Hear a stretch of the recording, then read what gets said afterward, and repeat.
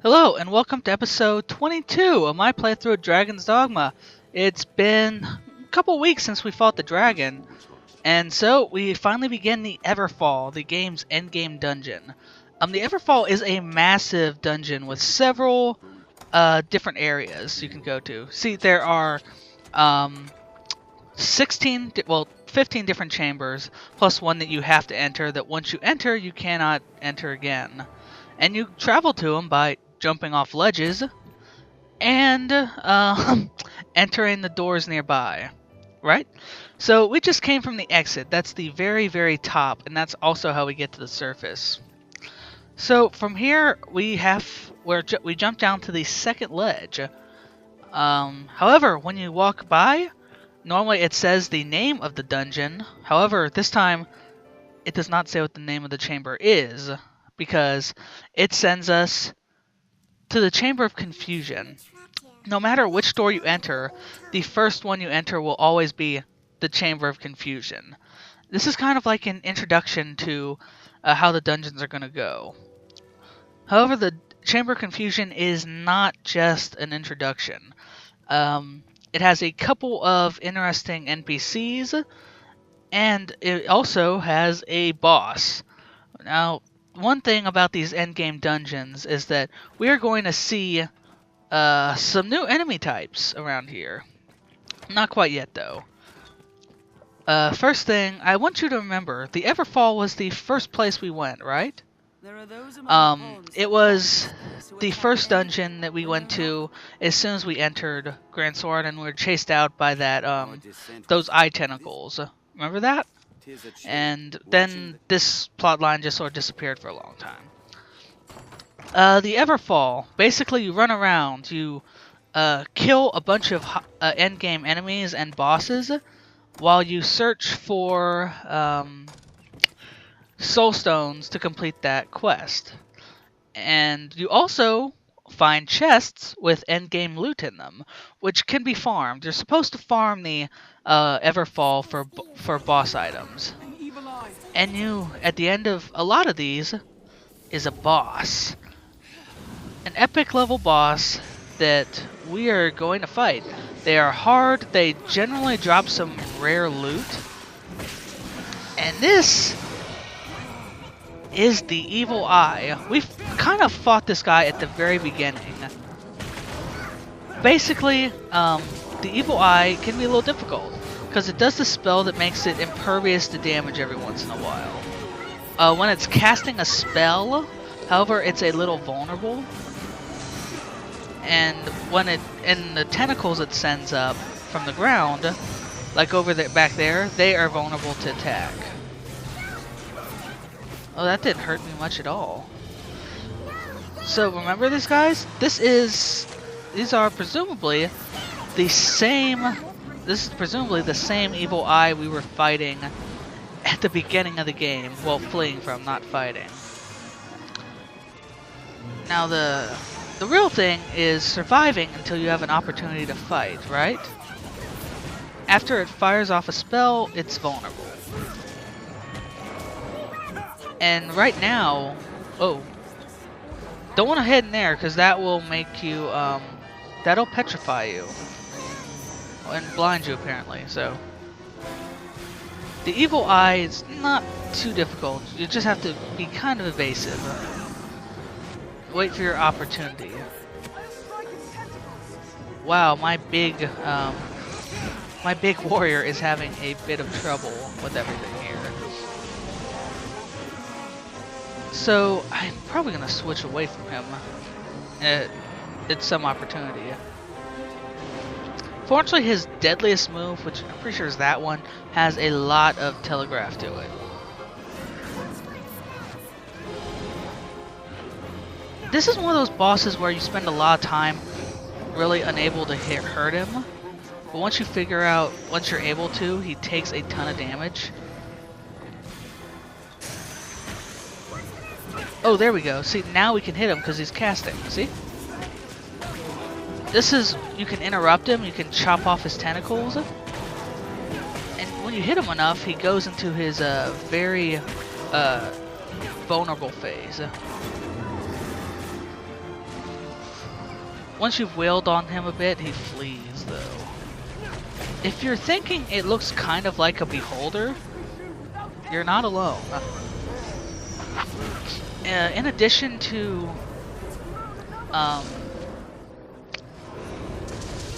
creatures from mythology, it also pays homage to creatures from Dungeons and Dragons to some degree.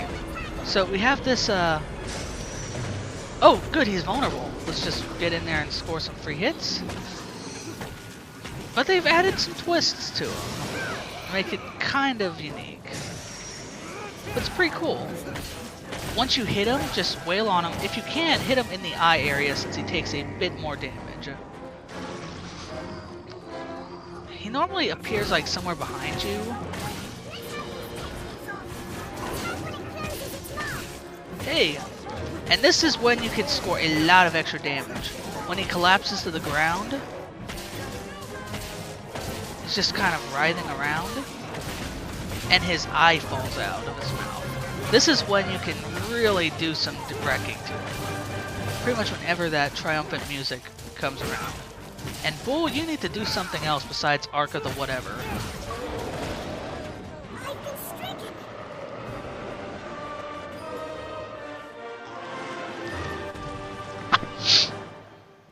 Not bad at all. So, once you've collected the loot and raided the chests, it's time for us to head to the next dungeon. Can you guess it? We just, oh, here's something. We were in the Chamber of Confusion. Remember that? Well, we exit out, and suddenly, the door we just came from is the Chamber of Anxiety rather than the Chamber of Confusion. So just turn around and go right back in. A lot of the dungeons look pretty samey, a lot of the chambers.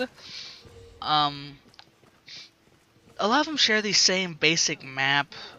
It's kind of a letdown, to be honest. However, there are a lot of challenges here that make it pretty fun, and like I said, there's a lot of loot. In this one, we have some pretty deadly buddies. The Whites. Remember these guys? We saw them only at the end as a boss, and now they're kind of like mini bosses. You're probably noticing that well, a lot of these endgame enemies are pretty weak to divine damage. So grabbing Holy Boon in most cases is the way you want to go, rather than say Fire Boon, which has careful, rather than Fire Boon, which actually buffs the Hellhounds, which are a fairly common enemy in these dungeons.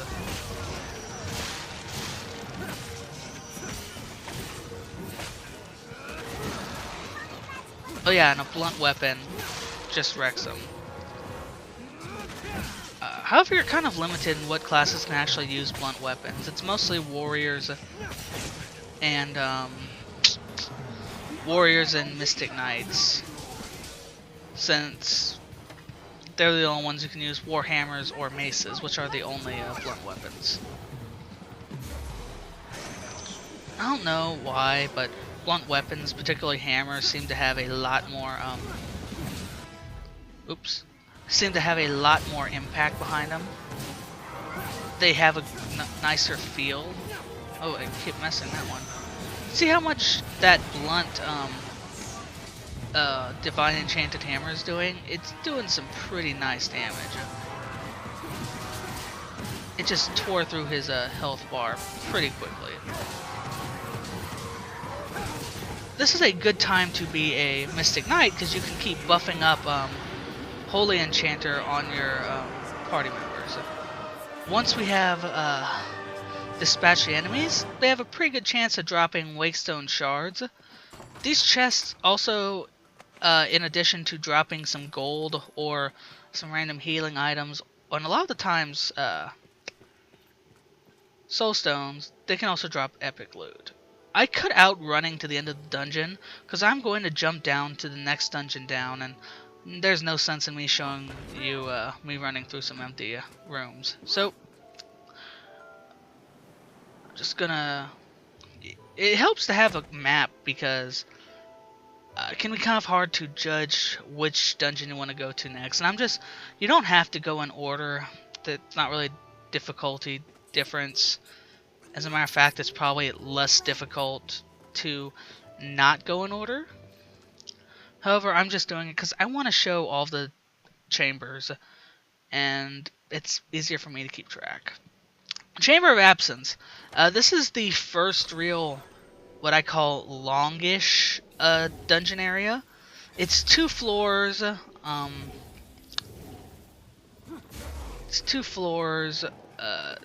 Fairly large area with a wide variety of enemies.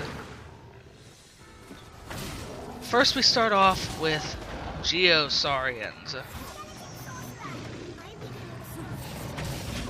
These are nothing special. Oh, and I got a vocation rank though. You know what is special? Well, not special new, but special as in a higher threat. Mage Knights.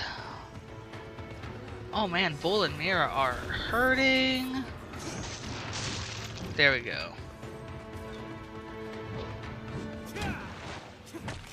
And I'm doing okay.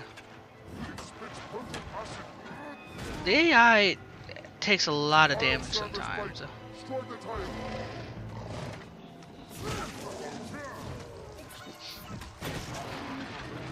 Except for like, I hate to toot my own horn, but the my main pawn on my other character doesn't take too much damage. She's pretty smart. And she's also heavily armored. Just let's sure everyone can heal.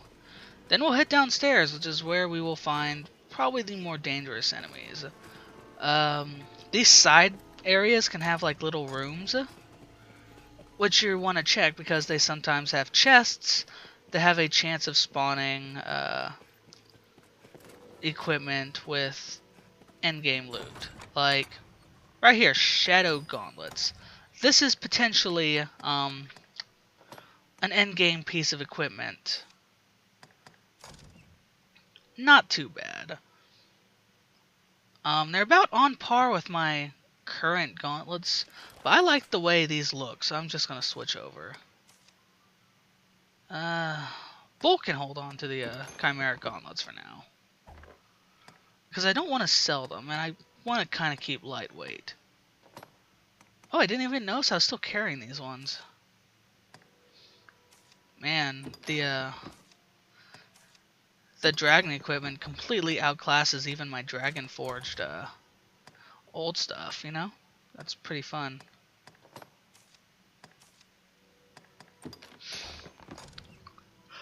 There we go. Alright. Like I said, it's 2 floors here. You can jump down, but you'll take damage. Unnecessary damage. You want to kind of conserve yourself as much as possible when going through the Everfall. Did you hear that, though? Yep, that's exactly what you think it is. Hellhounds! Hellhounds are basically terrible. They're really hard, they can do a lot of damage in a short amount of time, and they come in huge packs. And they can do that shit to you. They have all the speed of regular wolves and a lot of power. And pawns have especially dumb pawns like Bull here, have a strong tendency to not...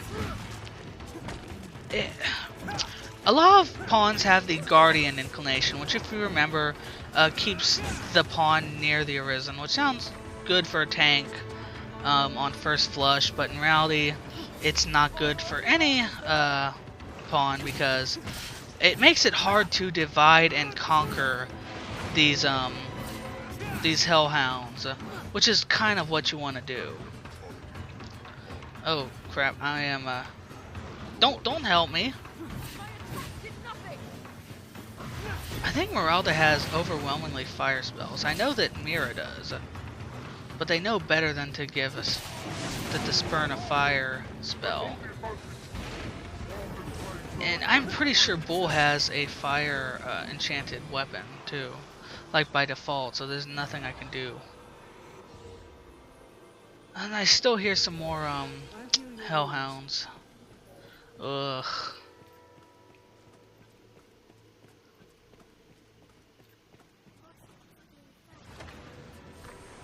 Oh, he's gonna interrupt me. Yep. Bastard. Feels like I am being attacked from behind. There we go. They're weak. They're not weak to fire, but they are weak to holy, so.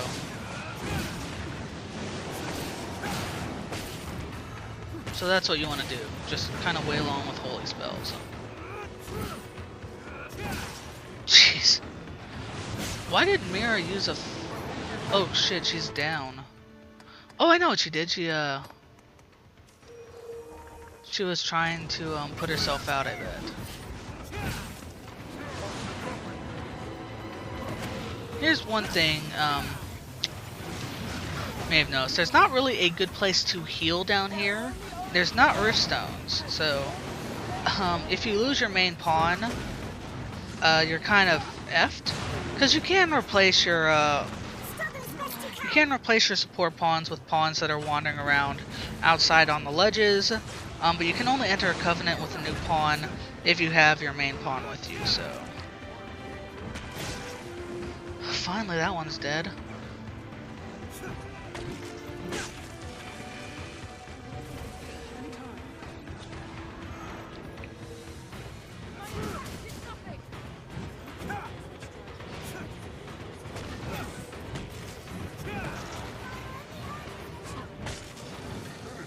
I like how that oh, I missed Wakestone. Because remember, we need 20 of them. I'm pretty sure we'll have 20 before we finish all the chambers. Or we'll be close to it.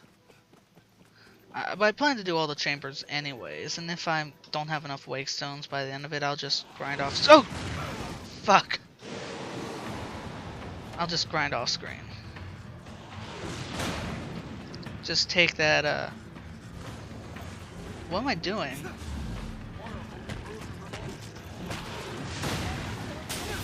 Oh, crap. Probably shouldn't have perfect blocked that. What can I say? I am too good. Very good.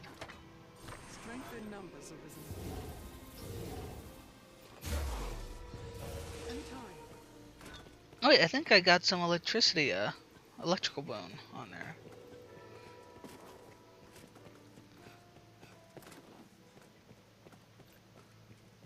Oh, not bad. Okay, so it seems like we've cleared this dungeon, which means we can head back to that door we saw earlier.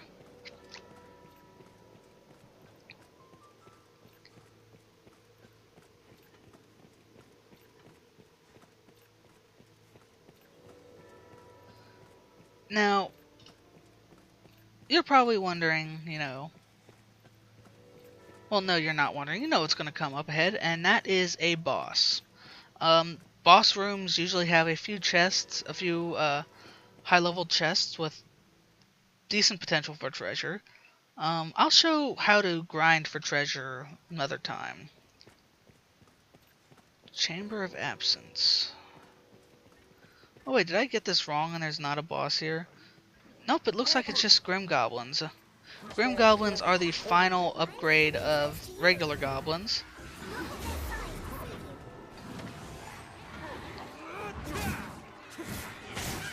They're a bit more aggressive and a bit smarter. But the Grim Goblins themselves are still not that tough on their own.